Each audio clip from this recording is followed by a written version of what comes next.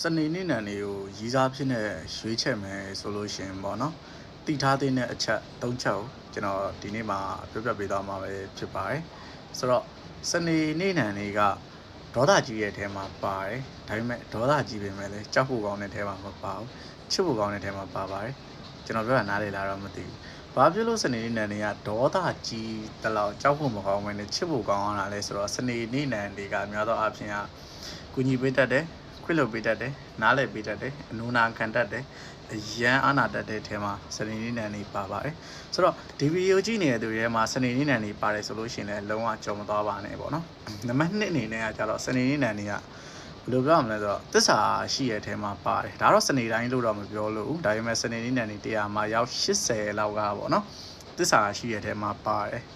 ဥမာဘလို့သစ္စာရှိရလဲဆိုတော့အချစ်ဦးမြည်ဦးရတဲ့အထိအမေဦးဆိုတဲ့ပုံစံမျိုးနဲ့သစ္စာရှိရတဲ့မှာပါတယ်နောက်ဆုံးတစ်ချက်ကကြတော့ဗာလဲဆိုလို့ရှိရင်စနေနေ့နဲ့အနည်းလေးပြင်းထူပါတယ်ဗျ